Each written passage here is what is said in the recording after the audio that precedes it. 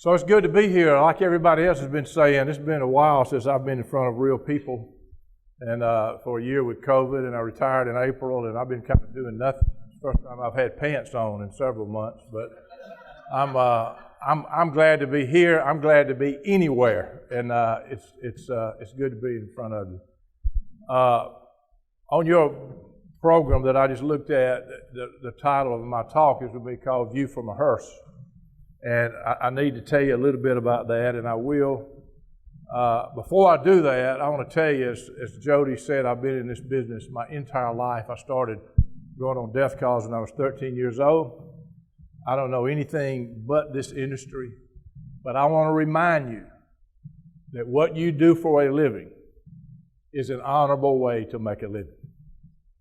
Whether you're in the funeral business, the cemetery business, the cremation business, whether you're these companies that support these businesses with insurance and financial and cemetery equipment and all that, it is an honorable way to make a living. Don't ever forget that. I am very proud that I can tell people that I've been in this profession my entire life. To be able to help another human being at the worst time of their life, a time they will never forget as long as they live, to be able to walk them through that in a professional way, they will never forget you, no matter what your role is. And I'm proud to be in this industry. If you're, as Ben was just talking about, to do this ahead of time, there's not a more honorable thing you can do to get people to take care of the business of death before they're confronted with the agony of it. It is an honorable thing to do. It's not like anything else. And I just want to remind you of that, because sometimes you turn the TV on, you see an article that people are just slamming what we do. You see it. And I can tell you, those are fighting words to me. I've known too many people in this business that are honorable people, that are people of integrity and people of honor, and I'm proud to be in this industry, and you should be too. Give a round of applause for yourselves right there. I'm serious. So I do really view life from a hearse. I've been saying that a long time. Gosh, 20 years ago, I wrote a book called View from a Hearse, Lighten Up. And in 1866, that's not 1966, but 1866, my great-grandfather moved from Macon, Georgia to Reynolds, Georgia to start a business. Now, he did that because he thought Reynolds, Georgia was on the verge of becoming a booming city. Now, you got to understand there were 1,200 people that lived in Reynolds, Georgia in 1866. And there's still 1,200 people that live there. But it became my lot in life to work in this family business, and I'm not going to walk through that whole thing, but this was a general store where their motto was, we sell everything from Evinrude Motors to Hoop Cheese. And trust me, they did. Daddy was the Browning gun dealer. He was the Wilson Sporting Goods dealer. He was the GE appliance dealer. He sold the first television ever sold in the county. He went to school to learn how to work on them. He sold groceries. He sold meats. He sold Evinrude Motors. And he sold Hoop Cheese. As a kid working in that store, it was amazing. People would come in and get the grocery buggy, finally get back to the meat market. This is one of these old-fashioned meat markets where you told the butcher what you wanted. And they would say, I want this roast, and said, well, while you cut my roast, I'm going to go back in the back and pay my last respects. We had a funeral home behind the meat market at the grocery store. And you talk about one-stop shopping. Got cut off, right? You talk about one-stop shopping, we had it. Because of what I've done all my life, and I grew up working in that environment, I made some observations about life. And I'm not going to give you all my observations, but I'm going to give you some of them, and I'm going to give you some principles of things that never change. We're all in the middle. Ben just talked about everything in this industry is changing. It is. I mean, it's all changing. Life is changing. Life as we ever knew it was changing. But remember, there are some things that never change. And they're going to be the same now, and they're going to be the same 110 years from now. And that's what I'm going to talk about, the things that never change. So if I was going to give you a talk on authentic leadership, this is the stuff I would talk about. Now, I want to tell you, I want you to understand, I have had an opportunity to lead a lot of people. I've run up to 300 funeral homes and cemeteries in my career. But my leadership is about the people that I watched, not about me. And I can, for the first 40 years of my life, I had my dad. And I can tell you, I know I'm biased, but he was an incredible leader of people. And I watched him. I've had the opportunity to work for some of the brightest minds in this company. I met brilliant people, brilliant leaders. And I gleaned a little bit from each one of them. I've had the opportunity to work with some of the brightest people in this industry that actually work for me. And I gleaned from them. So it's not about me. I'm looking at my career in the past tense. I have retired. I'm not trying to impress you. I don't have any agenda, but I'm going to tell you some things I've learned about life. And the first thing I would tell you, if you want to be an authentic leader, lighten up. It is okay to laugh. Y'all realize that, right? I mean, we take ourselves way too seriously. Well, we act as if we're going to live forever. In 1961, Daddy moved that funeral home from behind the meat market across town, and he built a new funeral home. And I was a kid in 1961, but I was absolutely astonished. I thought all funeral homes was the back of a grocery store. You know, I didn't know any better. But we lived a block from that funeral home. Now, you got to understand, some of you guys will know what I'm talking about. Some of you won't have a clue, but we had one black rotary dial telephone in the hall of our house. How many of y'all remember we just had one phone? Kept it in the hall. We had one phone at the funeral home that was a block away. And we just had one phone number. We didn't have call waiting, call forwarded, answering services. We didn't have nothing. We were in bondage to the telephone. We couldn't all go to town at the same time. Somebody had to stay there and answer the phone. I remember as a kid sitting in the hall, on the floor, talking on that black rotary dial telephone. Mama, Daddy walked by, slapped me on the back, said, "Bruce, get off the phone. Somebody may be dead." Lord have mercy. I can't get on the phone right now. I'm thinking somebody may be dead somewhere. I don't need to be talking on this telephone. But I remember when we got the first answering machine. We got the first one that ever hit Reynolds, Georgia. I can tell you needed 6 pallbearers to get that thing in the house. That thing was that big. And I'm Daddy's message on it. "Hello, this is Ed Goddard of Goddard Funeral Home, and this is a telephone answering device." I'll be away from this phone for a short time this afternoon. However, I can be reached promptly by calling the Reynolds Golf Course. And that number was 847-4546. That's still the number. I can remember that number. Call it right now. You'll get them. Well, I remember that. It's different. I was traveling north of Atlanta. Gosh, it's been 2 or 3 years ago now. And I'm on 75. I heard somebody tell me they lived in Cartersville now. But I was like at the Calhoun exit, if you're familiar with it, north of Atlanta. Had to go to the restroom, ran off. It's a beautiful convenience store. I look for those nice convenience stores when you travel a lot. And I ran in the men's room, one of these big, huge men's rooms. I ran up to the first stall I could get to. I ripped the door open, and there was a man in that stall. And I backed up. I, tried to apologize. What do you say? I was getting out of his way, and I got over the next stall. By the time I got in the next stall, the man I had just humiliated over there, he said, "How you doing?" I'm thinking, I don't know who this man is. But, I'm from Reynolds, Georgia. I'm 2.5 hours. I'm going to be nice. I'm doing fine. A few seconds went by. He said, "What time did you leave this morning?" I'm thinking, who am I talking to up here in this public restroom? I'm from Reynolds, Georgia. I'm going to be nice. I left about 6:30. By that time, that guy said, "Let me call you back. Every time I ask you something, some idiot over in the next stall trying to answer." That man was on the cell phone over there. I had to put my feet up in that stall till that man got out of there. I can tell you that. I didn't want to run into him again. Times have changed, right? I remember the first death call I ever went on. 13 years old. Daddy got my butt up in the middle of the night. It had to be in the summer. Surely he wouldn't have done this in the weekday when I had to be at school the next day. But he got me up, made me put on a suit. We took off out in one of the suburbs of Reynolds.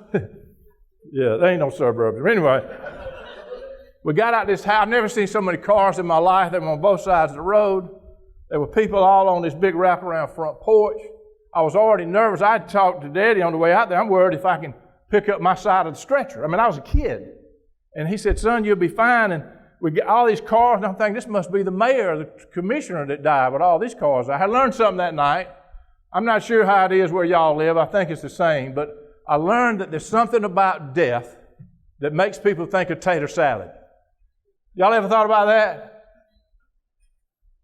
I was, where I live, you could be in the waiting room of the hospital. The doctor would come out with his mask and pull his mask off the face and gather the family together and say, "I'm sorry, Grandpa didn't make it. My Lord, let me go home and make some tater salad." That's the first thing everybody does. I was relieved that night to find out that's what everybody was doing. They were taking tater salad to the house, and I was thinking maybe the man's not that important. And Daddy left me standing by the hearse. He went in and talked to the family, whatever he was doing, and he came back, and I helped him get that stretcher up this flight of steps, and we rolled that stretcher across this big wraparound front porch. There were several screen doors on that house. We got up to the door. Daddy opened the door and said, "Son, the man's in that room. You roll the stretcher on in. I'm going to go talk to this family." I was 13 years old. It was absolutely the first time I've ever been on a death call. I rolled the stretcher up next to the man. I knew how those things adjusted. I got it adjusted. And I'm thinking, what in the world am I doing here? And I was saying, "Daddy, please hurry up." And I looked down, and I thought I saw the man move. And I'm going to tell you something. I backed up. And I'm thinking, surely this man's dead. They wouldn't have the undertaker out here at 2 o'clock in the morning with all this tater salad. The man ain't really dead. So I got myself together. I eased back up to the bed. I'm thinking I'm hallucinating. I'm too young to be doing this. And about that time, I looked down, the man reached up and scratched his nose. True story. I'll tell you something. I wasn't but 13 years old. But you ain't got to be a rocket scientist to figure out. They out there picking out pallbearers. This man has scratched his nose. We got problems, So I went out looking for Daddy. I actually met him coming in. I said, "Daddy, I need to talk to you." He said, "Son, we can talk on the way to the funeral home." I said, "Daddy, I believe I need to talk to you before we move him to the funeral home." He said, "Son, what's your problem?" I said, "Daddy, the man ain't dead." And Daddy looked across the room. The man that was dead was in a chair on the other side of the room. I was over there with his invalid father who was, I tell people all the time, I should tell my people that work for me, just when you leave there, be doggone sure you got the right fella, and that's the first good step in good service, right? Don't come home with the wrong fella, but we learn close. My granddaddy we called him Big Daddy, and he died when he was 97 years old reading the obituaries. He had gotten where he would fold those obituaries up, and he'd read that same obituary all day long. And I remember his wife called me down, and I was the first one there, and he was in his chair. He had died, reading obituaries. I was thinking, Big Daddy, if you could have waited one more day, you could have read your own. Anyway, but right before he died, he was still helping me on funerals. And he was like 96 years old, and I'd give him jobs to do. I'll never forget this day. It was a real sandy cemetery, graveside service. And this is one of those, you all are familiar, it can cave in. And the family at the last minute decided they want to have a viewing at the cemetery. And of course, we undertakers don't like to do that, period, but you do what the family wants. You can't control the lighting, but I was really worried about the caving. So I got Big Daddy. I said, "Big Daddy," he had a cane. He was bent over, 96, almost 97. I said, when these people come by, you keep them away from the grave because I'm afraid somebody's going to fall. He was all over it. Gentlemen, you're too close. Madam, back up. I was letting him go. Everybody knew him. It didn't matter. Gentlemen, back up. Madam, watch out. You're too close. So finally, we got the funeral started, and it was fiasco. But Big Daddy with his cane standing at the foot of the grave, the preacher started talking, and all of a sudden I looked up, and Big Daddy just started slowly going down in the bottom of that grave. He literally disappeared in the grave. And I understand that somebody was paying me to bury their mama, but I had to get my granddaddy out of the grave. I didn't know what I'd do. So they helped me, the family helped me, the preacher helped me, everybody. Pulling a 96-year-old man out of, we were all caving in there, and it was a job. Everybody pulled his arms off, but we got Big Daddy out of the grave, and he stood there. He was okay. He dusted himself off. He stood there. He said, "Everything in the grave looks fine." That's a fast-thinking undertaker right there. That reminds me of the young man working in this chain grocery store. And he was working hard, and this arrogant acting man came in. Everybody's met those kind of people. And he picked up a head of lettuce, turned around to the boy and said, "Son, I'll tell you something. I'm not going to pay $1.20 for one head of lettuce. This is absolutely ridiculous. What I want you to do is take this head of lettuce and cut it in half, and I'll give you 60 cents for half of it." He said, "Sir, I can't sell you half a head of lettuce for half price. I've been working here for 6 months. Nobody's even asked that." He said, "Son, you sell me the half a head of lettuce for half price, or I'm going to take my business somewhere else. And I don't think the manager of this store wants to lose my business." So the boy went back. He found the manager. He said, "Sir, there's this jerk out here that wants to buy half a head of lettuce for half price. By the time he said it, he realized the customer was standing right behind him. He said, but this gentleman right here would like to buy the other half. He's thinking fast, man. So this guy continued shopping, and the manager of the store was scratching his head, and finally the guy bought a bunch of stuff. He called the boy back there and said, son, I want to tell you something. It's two things. Number one, you lied. I don't believe in lying. You're not going to get very far in life by lying. But I got to tell you something else. You impressed me. To be able to think that fast on your feet and to get out of that situation as graceful as you did, you can go a long way with this company. He said, son, where are you from? He said, sir, I'm from Chicago. He said, Chicago? So how'd you end up in Georgia from Chicago? He said, sir, I hate Chicago. He said, nobody lives up there but prostitutes and hockey players. Now, you wait a minute, son, my wife came from Chicago. He said, really, which team did she play on? It's good to laugh, isn't it? Boy, I got a lot of stories. I could do that. Let me tell you some things that will make you a leader going from good to excellent, from going from just a leader to an authentic leader. And the first one is lighten up. Be who you are. Be comfortable in your own skin. 1958. Coach Bear Bryant became the football coach at the University of Alabama. Everybody knows who Bear Bryant was. He went down to South Alabama as a rookie football coach to recruit a football player. And again, 1958, Southeastern Conference, it was all white. Y'all get that. He was lunchtime, and he didn't know where the school was, and he saw this little restaurant, so he pulled in, and he walked in the door of the restaurant. Bear Bryant was tall as I am. He was 6'4". He stood in that restaurant. He looked, and he realized that he was the only white guy in that restaurant. So and it was full of people eating. And so he stood there a minute, and a gentleman came up who happened to be the owner of the restaurant and said, can I help you? He said, yeah, I came here to eat. He said, well, you're welcome to eat here, but you're probably not going to like what we have to eat. And Coach Bryant said, what have you got to eat? See, we got chitlins, greens, and cornbread. Coach Bryant said, man, I'm from Arkansas. I've eaten a mile of chitlins in my life. I'm in the right place. I want to eat here. So he sat down, and the owner ended up sitting with him, and somewhere in that conversation, Bear Bryant told him he was the head football coach at the University of Alabama. When Coach Bryant got through eating, he got up to pay for the meal, and the owner said, I'm not going to take your money. You don't owe me anything. Coach Bryant said, man, I didn't tell you I was a football coach at Alabama, get a free meal. That's the best meal I've ever had in my life. I want to pay you for the meal. I said, no, I'm not going to take your money. But if you'll do this, when you get back to Tuscaloosa, if you'll take one of those pictures you have and sign it to me and mail it to me so I can hang your picture on my wall of my restaurant so that everybody that ever eats here from now on will know that the head football coach at the University of Alabama ate in my restaurant, that'll be all the pay that I need. Coach Bryant took a napkin and he wrote down the man's name and address on the napkin. The night he got home, as most of us do, he emptied his pockets. He put stuff on his dresser and put his keys on top of the napkin. Next morning he got up, he grabbed his stuff, he got his keys, saw the napkin, went to his office. The first thing he did, he just had these pictures made.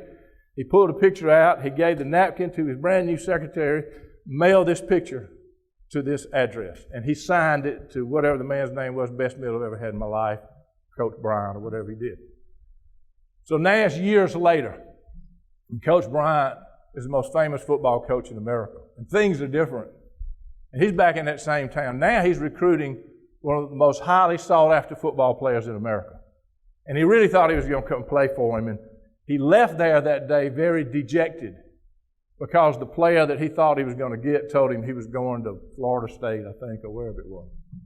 So Coach Bryant couldn't believe that he didn't get him. The next day he's in his office and the phone rings, and it's this young recruit. He says, Coach Bryant, I'm just wondering if I can change my mind.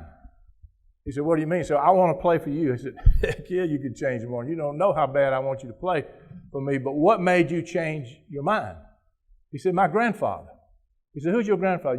My grandfather knows you.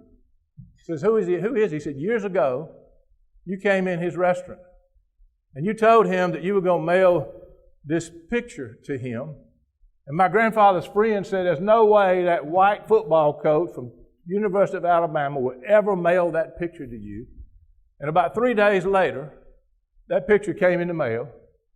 And my grandfather hung that on the wall of his restaurant, which is now a chain of restaurants.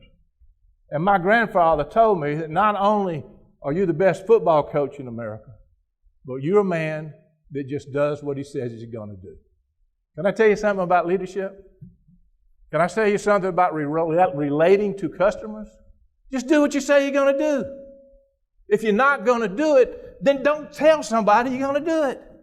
If you say you're going to do it and something happens and you can't do it, then get somebody from your intensive care room to call that person to say why you couldn't be there. It's that important. Just do what you say you're going to do. It doesn't cost a dime. Under promise, over perform. That's true for the people as you relate to people that work for you. It's true as you relate to people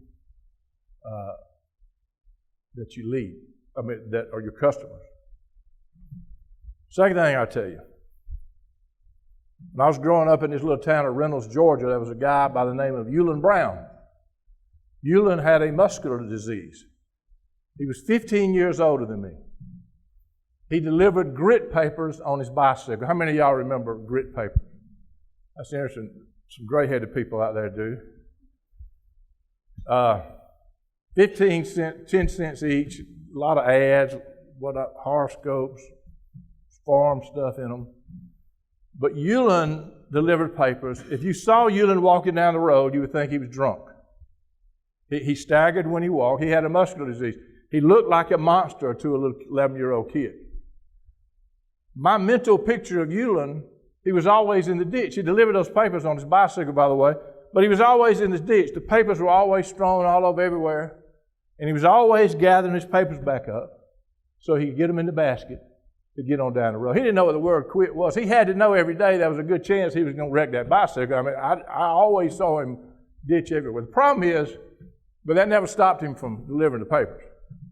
The problem is we made fun of him as little kids. Well, we would come up behind him on our bicycle and we'd boo him, and he'd look that way and he would wreck. We would laugh. We'd ride our bicycles on. We'd have spend the night parties, the little kids do, and we would, somebody said, Ulen's looking in the window. He wasn't, but we'd say that everybody would scream and run. He was just like a monster. One day, I think I was 11, may have been 12, I was at this little store that cooked hamburgers, had my bicycle on the sidewalk, and I'm sitting, this man had a bar there with burgers that he served in about 5 or 6 stools. And Ulen comes in and sits down next to me. I almost fainted. I didn't have my buddies with me. I thought, this guy's a monster. He's going to rip my head off because he probably knows I've been making fun of him. I'm afraid of him. I was trying to figure out how to get out of there. Before I could do that, he called me by name. He knew my parents' name. He knew my siblings' name. He knew what was going on in everybody's life. And I remember as a little kid how impacted I was. I'm thinking, he's a normal human being. And whatever I thought about Ulen Brown, I was wrong. I never forget, I left there that day, a couple of things happened. Number one, I never laughed at Ulen Brown again, I can tell you that. And maybe a few weeks after that, maybe not that long, I'm riding my bicycle down the road, and I see Ulen in the ditch, papers all over everywhere. And for the first time in my life, I stopped and helped him get his papers in the basket so he could get on down the road. I want to tell you, I thought about Ulen Brown 10,000 times in my life. The fact I wrote a book called The Legacy of Ulen Brown. But I didn't know it when I was 11 or 12 years old. But there was going to be many times in my life that I was going to find myself in the ditch. And I would always have 2 choices. I would never have one choice. I never had 3 choices. I would always have 2 choices. I could lie in the ditch and complain and mully-grub and blame everybody else for my plight in life. Or I could gather my papers back up, get them in the basket, and get on down the road. We got 2 choices. Some of you in the ditch now, I guarantee you that's true. But by the way, you're going to be in the ditch. I mean, sometimes we're in the ditch because we do stupid stuff. You still stick a fork in this outlet over here, you're going to be in the ditch of electrocution. Do stupid stuff happens, right? Sometimes we're in the ditch because somebody in our life does stupid stuff and we get sucked in with them. Y'all ever been there? And sometimes we're in the ditch and nobody's done anything wrong. You get sick. Things happen. I mean, just life happens. The question is not if you find yourself in the ditch. You're going to find yourself in the ditch. The question is, do you make the right ditch choices? That's the deal. You want to be an authentic leader? People watch you when you're in the ditch. Just make the right ditch choices. Don't be surprised when you're in the ditch. It's going to happen. Several years ago, I flew into Knoxville, Tennessee. I traveled for a living. I was at the airport every week. And I was in Knoxville, and I got off the plane. I'm on the phone talking, I think a conference call, walking through the airport. I've got my suitcase and my briefcase on top of a suitcase, pulling it off. I'm going to a hotel in downtown Knoxville, and I come out with a cab, and I vaguely remember seeing this young lady standing behind like a van, whatever you call them, not an Astro van, but something similar to that. It was a cab. But I remember helping her a little bit, put my stuff in the back, but again, I'm engaged in this conversation. I finally get in the back of the car, and I sit in the back seat. I'm through the phone call, and I look up, and I say, "How you doing?" That's all I said. She said, "I'm not doing good."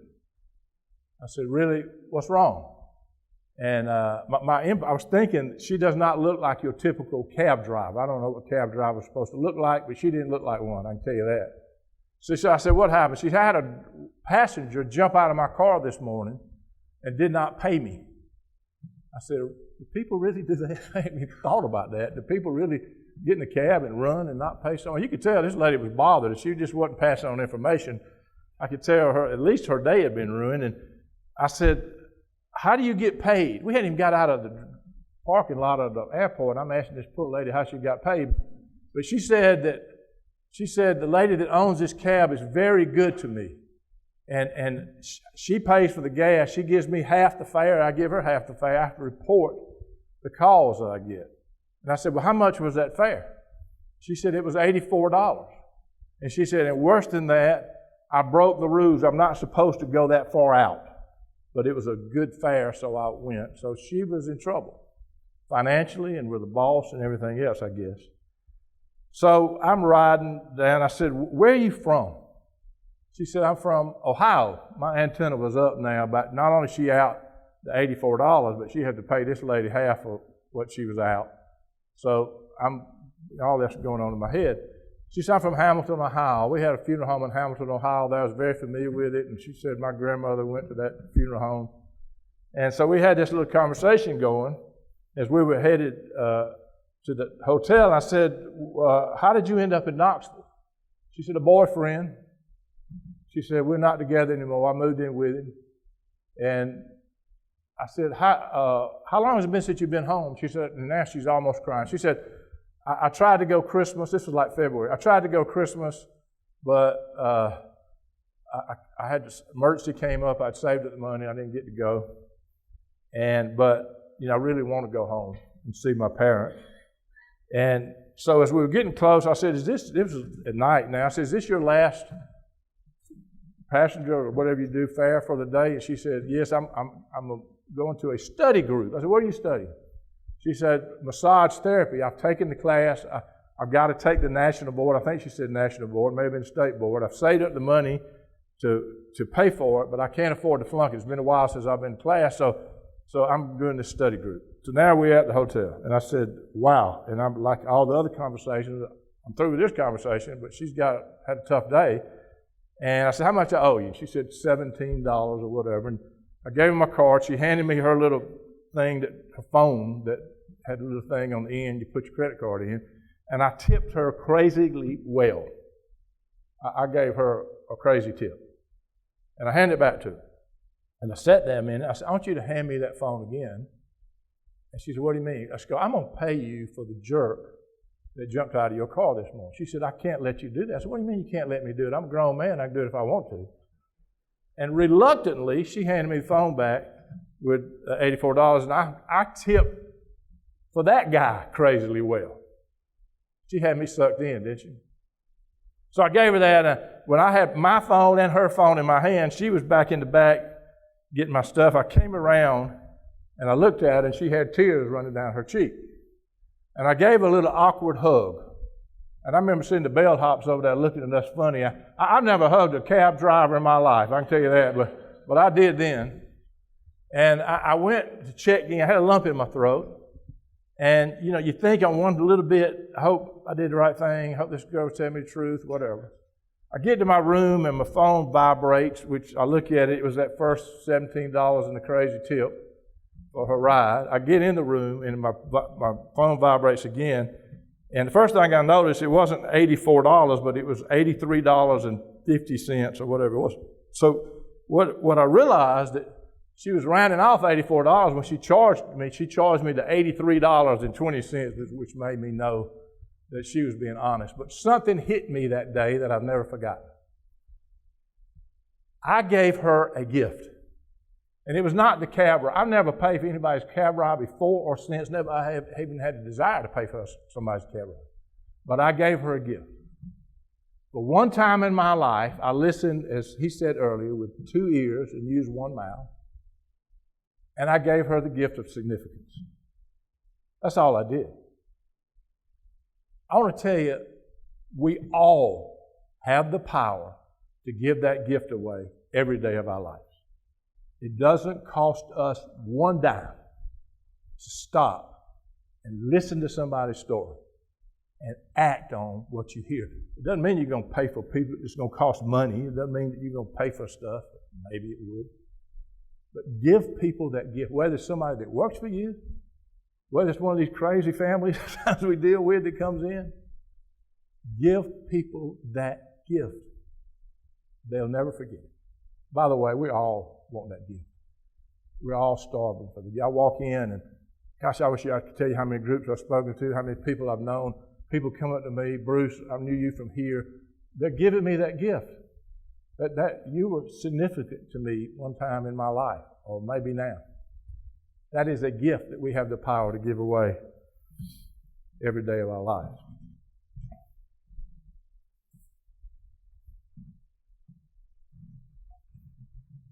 My daddy had, his best friend was named Wade Lane. And he and Daddy played a lot of golf together. He was retired from Georgia Power in the later years. And I played a lot of golf with both of them. We had a little 9-hole course, and we ran that course many, many times. And I was hitting the ball a long way, but I may be 3 fairways over, but I would hit the ball 300 yards, and they hit it about 210 right down the middle. And I heard Wade Lane, if he said it one time, he said it 100 times. He said, it ain't how you drive, it's how you arrive. And that's true. He would eat you up. He could chip and he could putt. I'm telling you, that guy was a putting machine. And he was hard to beat. I'd hit the ball even when I hit it good, I'd hit it way past him. But at the end of the day, he was beating me consistently. I couldn't beat him. He died. I'll never forget, I went over to his house to make the removal. My daddy was there. He was old and retired. My dad was. And I remember seeing tears running down his cheeks. We used to have this game. We'd chase rabbits, $1 a piece. Some of you guys that play golf know what it is. You let a rabbit loose, and you got to win the whole hole. Whoever the foursome is, you win it, you get a rabbit. You win it again, you get a rabbit, a leg. Somebody beats you, you lose a leg, all that kind of stuff. Those guys would fuss and argue about who had what rabbit. You'd think they were enemies. And they would get through, and they'd all go eat dinner together. But it dawned on me that day that their relationship in golf was not about rabbits and dollar bills, but it was about friendship and relationship. And it was just a moving time in my life to see my daddy with the tears running down his cheek as I took his friend out of their house and put him in my hearse. So I was back doing the embalming, and nobody was in the funeral home but me. I don't know what was going on. It was at night. And somebody knocked on the back door, rang the bell. I had to take all my stuff off.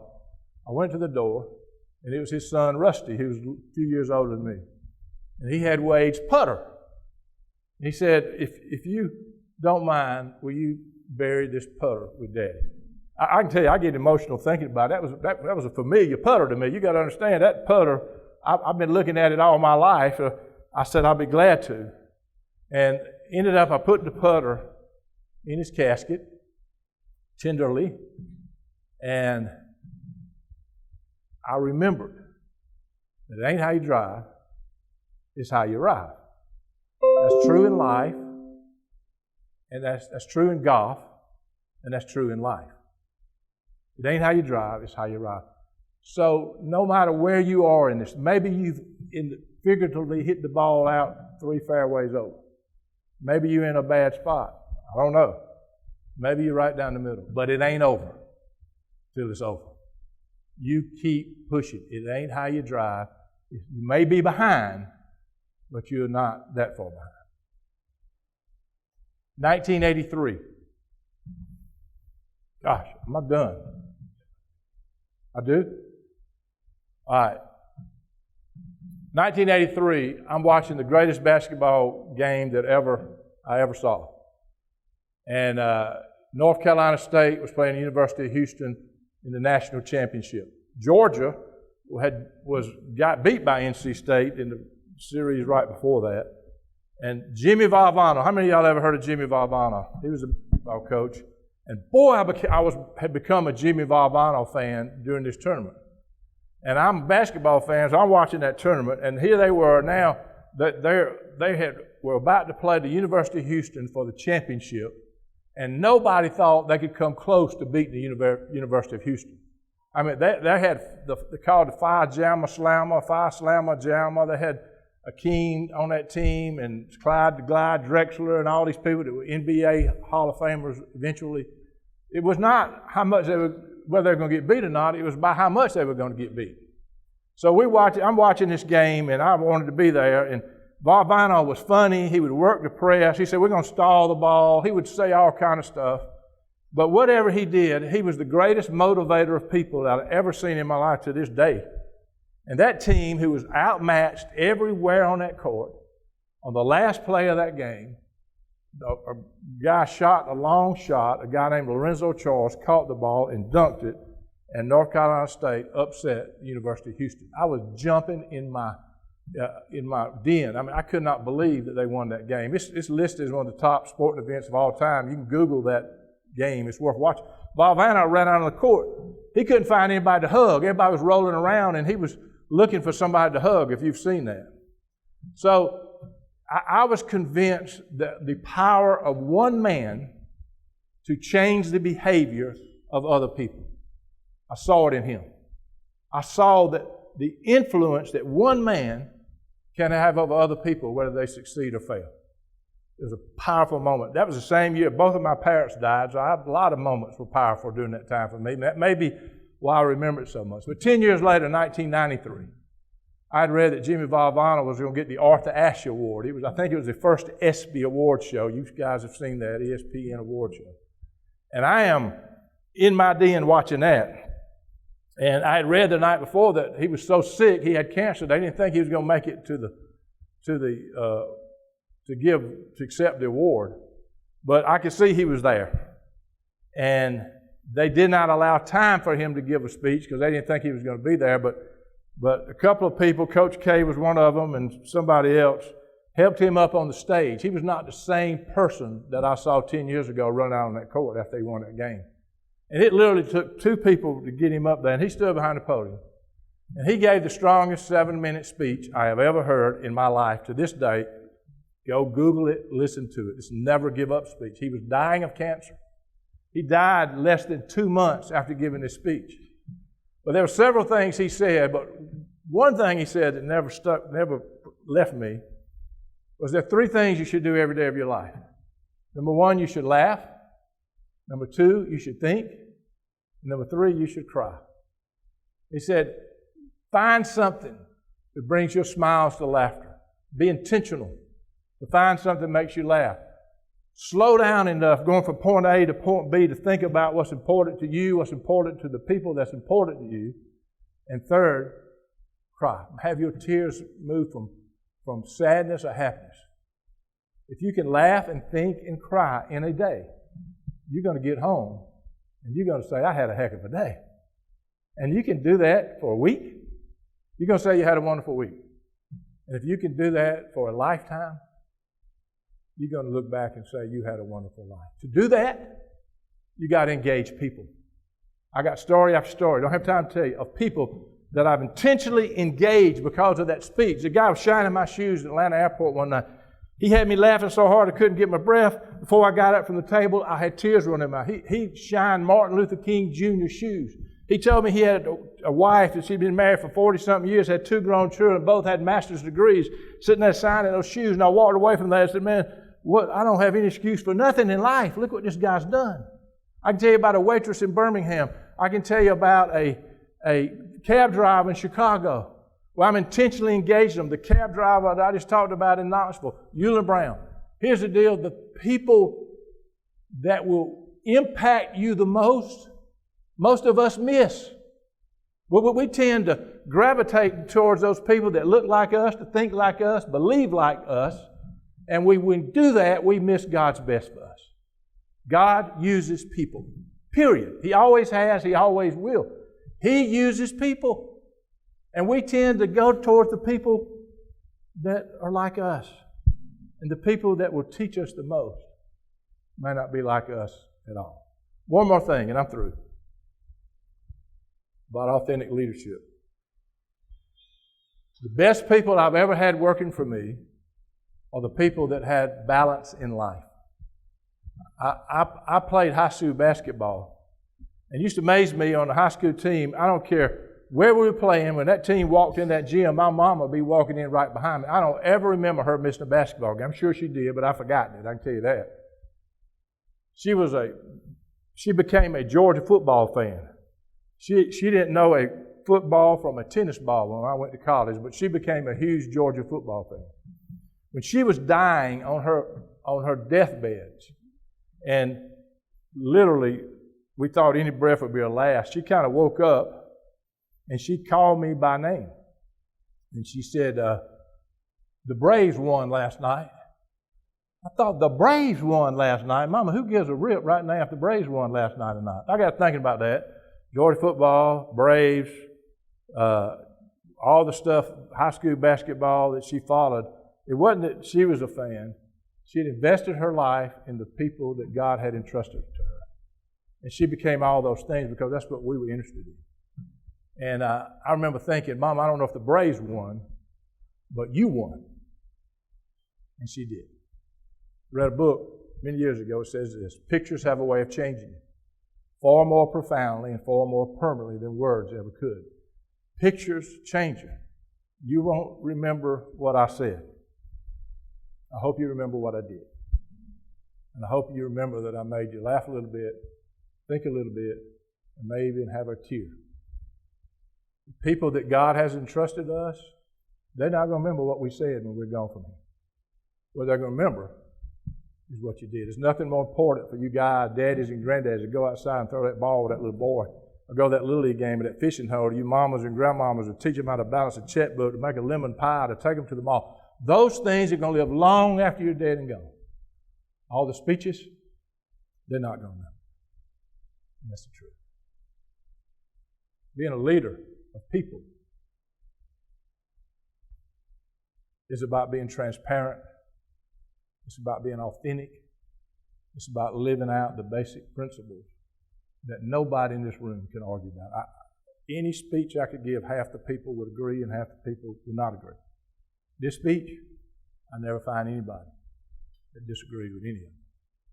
It's just principles of life. Hold tight to the sound of the music of living. Happy songs from the laughter of children at play. Hold my hand as we run through the sweet, fragrant meadows, making memories of what was today. Tiny voice that I hear is my little boy calling to Daddy to hear what he has to say. Or your little girl running there by the hillside. May never be quite like today. Tender words, gentle touch, and a good cup of coffee. And someone who loves me and wants me to stay. Hold them near while they're here. Don't wish for tomorrow. To look back and wish for today. Take the blue of the sky, the green of the forest, and the gold and the brown of freshly mown hay. Add the pale shades of spring and the circus of autumn, and weave you a lovely today. We have this moment to hold in our hands and to touch as it slips through our fingers like so. Yesterday's gone. Tomorrow Tomorrow may never come. But we have this moment today. God bless you.